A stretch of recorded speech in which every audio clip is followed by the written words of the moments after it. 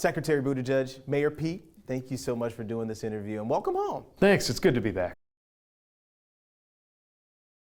Just a little bit, yeah. Saw some old friends last night, went out for a run this morning with an old running buddy and was amazed to see new trails that didn't exist last time I went out for a run in South Bend. So really proud of everything that the city has done, the growth that's happened, and I don't know, it feels just the way I left it, only better. The last time I saw you in person, you had won Iowa back in 2020.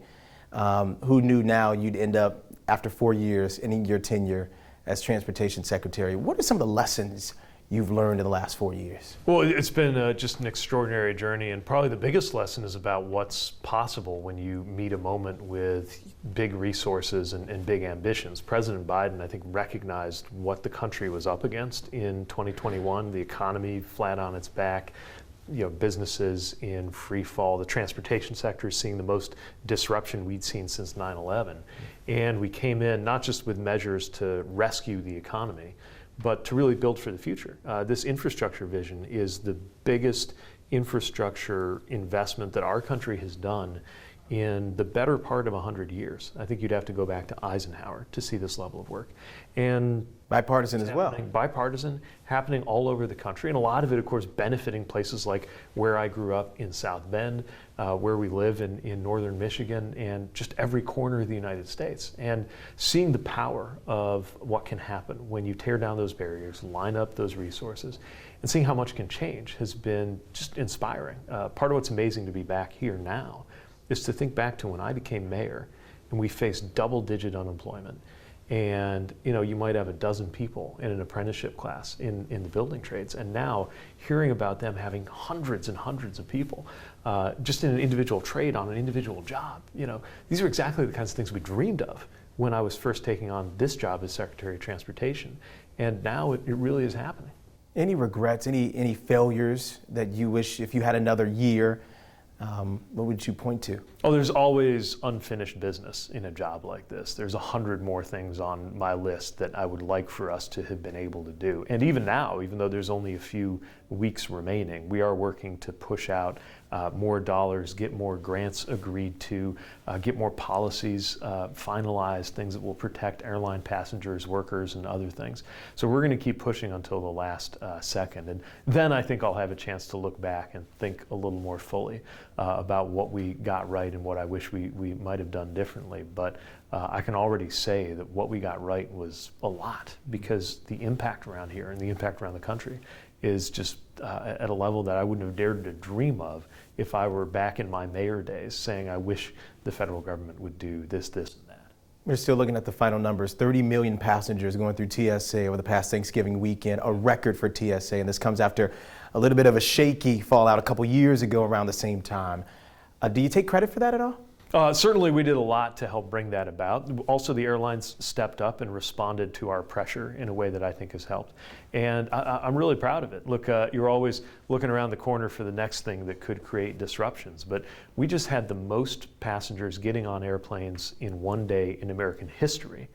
And over that Thanksgiving weekend, the rate of flights getting canceled was less than 0.5%. Even with the weather not exactly fully cooperating. So when you think back to what it was like maybe 3 years ago, we've seen enormous improvement in our aviation sector, but there's still a long way to go. And we're going to have to hire more air traffic controllers. We're going to have to keep pushing the airlines. And we're going to have to deal with a lot of new technologies coming online that could help, but only if they're managed wisely.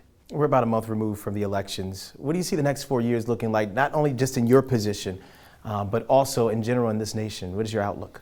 Well, certainly my hope is that a lot of the transportation work that we have done will continue to have bipartisan support. Obviously, a different administration will handle it differently. But when I think about the incredible job creation, for example, that's happening in EV-related facilities in northern Indiana, whether it's the GM plant taking shape right here in St. Joe County, or a facility that our administration just announced a $7 billion loan support for in Kokomo, or tons of others. That should continue regardless of politics, because the people getting jobs there aren't getting jobs because they're Democrat or Republican. These are just good jobs. So I hope that'll continue.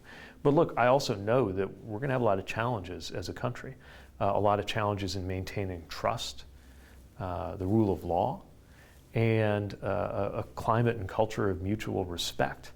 And I think the best tools we're going to have as a country to build up those things that we need to strengthen are probably going to come from the ground up, not from Washington. I think a lot of the most important leadership will be local. And part of it's my background, having cut my teeth as a mayor, but part of it is just looking at what we're facing right now as a country. I really think salvation in our political life will come from the state and local level.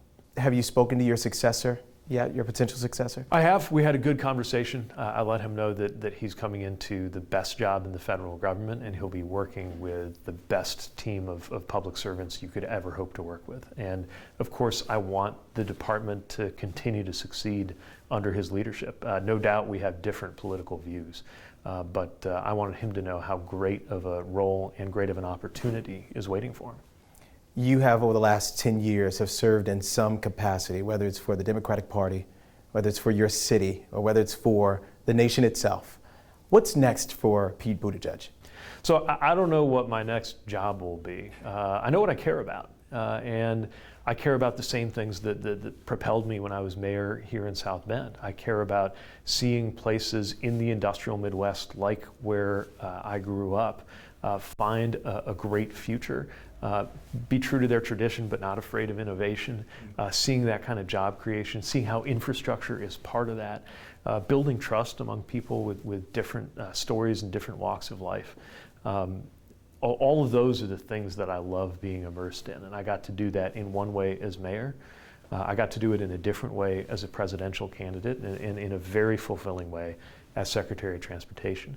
But I haven't made any decisions about what's next, other than that I'm really looking forward to a little more time with our 3-year-old twins and with Chasten at home. Anything else that I may have missed that you want to add for people at home? Just that I'm so proud of what South Bend has done, on my watch, but also ever since. And I'm proud of James Mueller, too, and the leadership in the city and just in the civic leadership of this community. They're continuing to deliver big things, just some of the problems that folks are worrying about now, finding enough people to do the good paying jobs, building enough housing to take care of the population growth. These are real challenges, but challenges we only could have dreamed of confronting back 10 or 15 years ago when I got into this. Thank you. Mayor Pete, we appreciate it. Thank you so much.